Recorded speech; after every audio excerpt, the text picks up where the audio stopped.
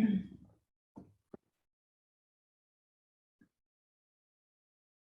everyone, I hope you're ready for another of our bedtime stories this week.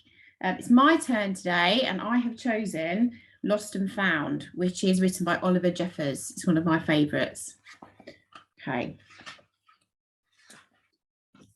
So once there was a boy and one day he found a penguin at his door. The boy didn't know where it had come from, but it began to follow him everywhere. The penguin looked sad, and the boy thought, it must be lost.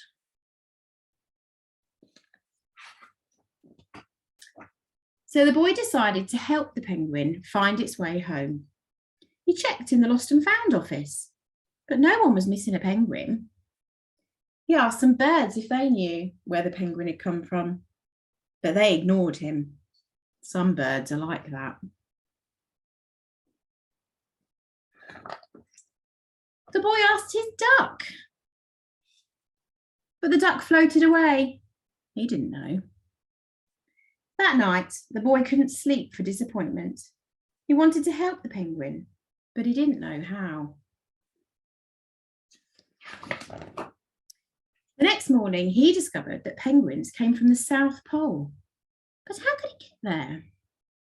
He ran down to the harbour and asked a big ship to take them to the South Pole, but his voice was much too small to be heard over the ship's horn. So together, he and the penguin would row to the South Pole. The boy took his rowboat out of the cupboard and they tested it for size and strength. They packed everything they would need, and together they pushed the rowboat out to sea.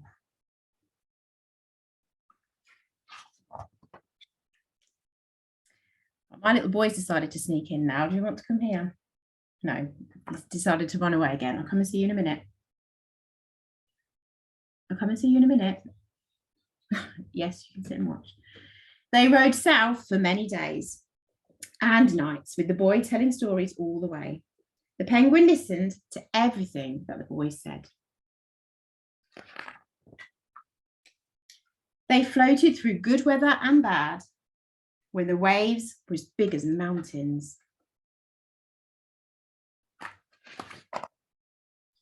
Till they came to the South Pole.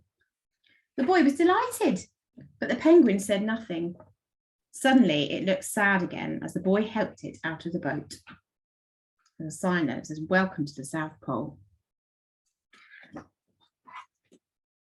The boy said goodbye and floated away. But as he looked back, the penguin looked sadder than ever. It felt strange to be on his own. And the more he thought, the more he realised he was making a big mistake. The penguin wasn't lost. He was just lonely. Quickly, he turned the boat around and headed back to the South Pole as fast as he could. At last, he reached the pole again. But where was the penguin? The boy searched and searched, but he was nowhere to be found.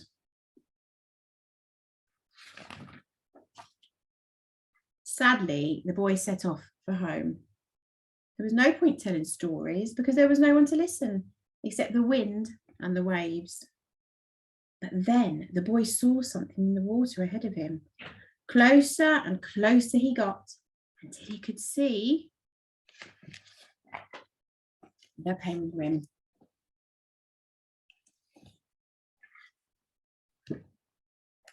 And so the boy and his friend went home together, talking of wonderful things all the way. Right, I hope you enjoyed that story. My little boy's been hiding in the corner listening to it for the last 5 minutes. So I hope you enjoyed that. See you tomorrow and I hope you look forward to tomorrow's story. Bye.